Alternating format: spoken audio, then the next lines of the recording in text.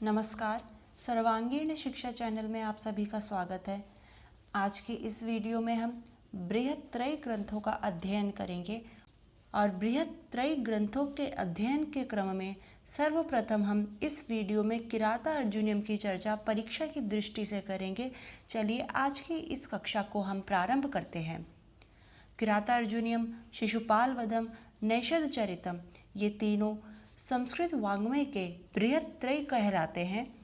इन तीनों को याद करने की ट्रिक है, मैंने इससे पूर्व की जो वीडियोज़ हैं उनमें भी बताया है। जब कहीं आपको चीज़ों का क्रम याद रखना हो तो उनके प्रथम अक्षरों से आप हिंट बना लीजिए।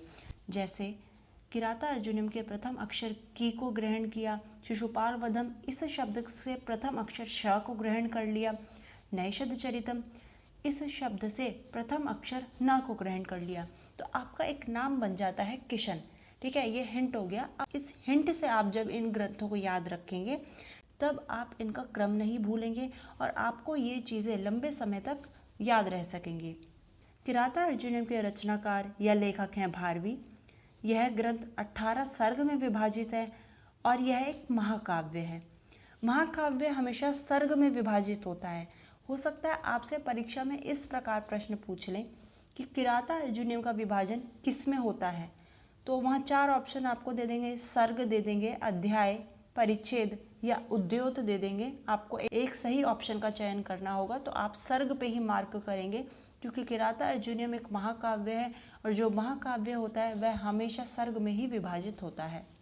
किराता अर्जुनीयम का उपजीव्य ग्रंथ है महाभारत का वन पर्व।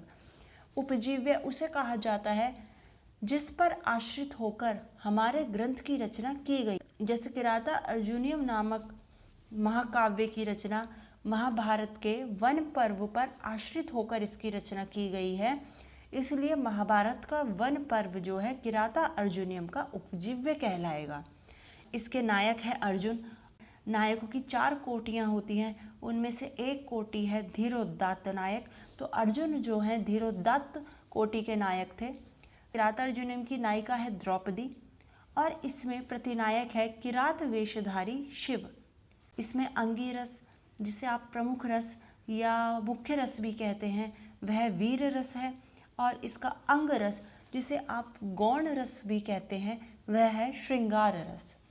किराता अर्जुनीयम महाकाव्य का आरंभ श्री शब्द से होता है और इसके प्रत्येक सर्ग में लक्ष्मी पद का प्रयोग किया गया है।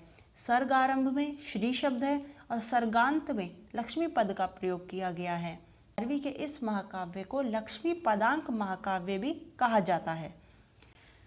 किराता अर्जुनीयम के प्रथम 3 सर्ग बहुत ही महत्वपूर्ण हैं। इन प्रथम 3 सर्गों को पाषाण त्रय कहा जाता है। अब हम किराता अर्जुनीयम पर प्राप्त होने वाली कुछ प्रमुख टीकाओं की चर्चा करते हैं। इसमें सर्वप्रथम प्रमुख टीका है मल्लीनाथ की घंटापथ टीका और किराता अर्जुनीयम के केवल 15वें सर्ग पर विद्वान नरेश दुर्विनीत की टीका प्राप्त होती है। दुर्विनीत कोंकण के गंग नरेश अविनीत के पुत्र थे और इनको भारवी का आश्रयदाता भी माना जाता है। किराता अर्जुनीयम का 15वां सर्ग अपने आप में ही एक विशिष्टता हासिल किए हुए है क्योंकि इसमें चित्रकाव्य की छटा प्राप्त होती है। चित्रालंकारों का प्रयोग इसमें मुख्य रूप से प्राप्त होता है। अगली महत्वपूर्ण टीका प्राप्त होती है चित्रभानु की शब्दार्थ दीपिका। इसको त्रिसागरिका भी कहा जाता है और यह टीका प्रथम 3 सर्गों पर ही प्राप्त होती है। अब इसके नामकरण की चर्चा कर लेते हैं। किरातश्च अर्जुनश्च, किराता अर्जुनौ, यहाँ पे द्वंद्व समास है। तौ अधिकृत्य कृतम काव्यम इति किराता अर्जुनीयम। इसका मुख्य कथानक इस प्रकार है। द्यूत क्रीड़ा में पांडवों की पराजय के बाद वह द्वैत वन में रहने लग जाते हैं और उसी समय कौरवों पर विजय प्राप्ति के हेतु अर्जुन जो है हिमालय से कुछ दूर आगे जाकर इंद्रकील पर्वत पर शिव की आराधना करते हैं, जिससे उन्हें पाशुपत अस्त्र की प्राप्ति होती है। यही किराता अर्जुनीयम का मुख्य कथानक है। अब सर्गानुसार संक्षिप्त कथा को जानते हैं। इसमें से भी आपकी परीक्षा की दृष्टि से बहुत इंपॉर्टेंट प्रश्न बनते हैं। सर्वप्रथम पहले सर्ग में द्वैत वन में निवास करते हुए युधिष्ठिर दुर्योधन के शासन प्रबंध का समाचार ज्ञात करने के लिए एक गुप्तचर को हस्तिनापुर भेजते हैं। वह गुप्तचर या वनेचर हस्तिनापुर में दुर्योधन के शासन प्रबंध का समाचार ज्ञात करने के बाद पुनः द्वैतवन में लौट आता है और युधिष्ठिर से भेंट करके वह दुर्योधन की शासन नीति का वर्णन सुनाता है। द्रौपदी का युधिष्ठिर के लिए उत्तेजनापूर्ण कथन और युद्ध के लिए उनको प्रेरित करने का वर्णन सर्ग 1 में प्राप्त होता है। दो की प्रमुख घटनाएं हैं। युधिष्ठिर भीम संवाद होता है, भीम द्वारा द्रौपदी के शब्दों का समर्थन किया जाता है और व्यास मुनि का आगमन होता है। सर्ग 3 की प्रमुख घटना है युधिष्ठिर व्यास संवाद। इसी सर्ग में व्यास अर्जुन को आदेश करते हैं कि वे हिमालय की ओर जाकर इंद्र की सहायता प्राप्ति के लिए तप करें, जिससे उन्हें दिव्यास्त्रों की प्राप्ति हो सके। यक्ष के साथ अर्जुन तपस्या करने के लिए प्रस्थान करते हैं। सर्ग 4 में यक्ष अर्जुन का मार्गदर्शन करता हुआ चलता है। शरद ऋतु का वर्णन भी सर्ग 4 में प्राप्त होता है। सर्ग 5 में हिमालय पर्वत का वर्णन प्राप्त होता है और हिमालय से कुछ दूर आगे इंद्रकील पर्वत पर तप करने के लिए कहकर यक्ष वहां से अदृश्य हो जाता है। सर्ग 6 में अर्जुन की तपस्या का वर्णन है और तपोविघ्न के लिए इंद्र का गंधर्वों और अप्सराओं के भेजने का वर्णन सर्ग 6 में प्राप्त होता है। सर्ग 7 में गंधर्वों और अप्सराओं के विलासों का वर्णन है। सर्ग 8 में गंधर्वों तथा अप्सराओं की उद्यान क्रीड़ा तथा जल क्रीड़ा का वर्णन प्राप्त होता है। सर्ग 9 में सायंकालीन वर्णन, चंद्रोदय वर्णन, सुरत वर्णन तथा प्रभात वर्णन प्राप्त होता है। सर्ग 10 में अप्सराओं का चेष्टा वर्णन तथा उनका प्रयत्न वैफल्य। सर्ग 11 में मुनि रूप में स्वयं जो है इंद्र का आगमन होता है। इंद्र अर्जुन संवाद होता है और इंद्र पाशुपत अस्त्र की प्राप्ति के लिए अर्जुन को शिव आराधना करने का आदेश देते हैं।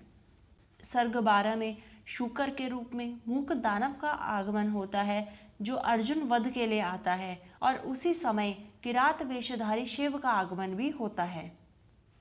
सर्ग 13 में शूकर रूपधारी मूक दानव पर शिव और अर्जुन के बाणों का प्रहार होता है और उस दानव की मृत्यु हो जाती है।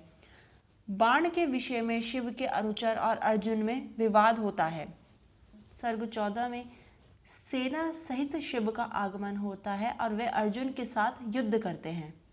सर्ग 15 में युद्ध का चित्र काव्य के रूप में वर्णन है। इस सर्ग 15 बहुत ही इंपॉर्टेंट है। सीधा प्रश्न यहाँ से एग्जाम में पूछा जाता है कि युद्ध का चित्र काव्य के रूप में वर्णन किराता अर्जुनियम के किस सर्ग में प्राप्त होता है। सर्ग 16 में शिव अर्जुन का अस्त्र युद्ध और मल्ल युद्ध होता है। सर्ग 17 में अर्जुन द्वारा अत्यंत वेग से युद्ध करने का वर्णन प्राप्त होता है।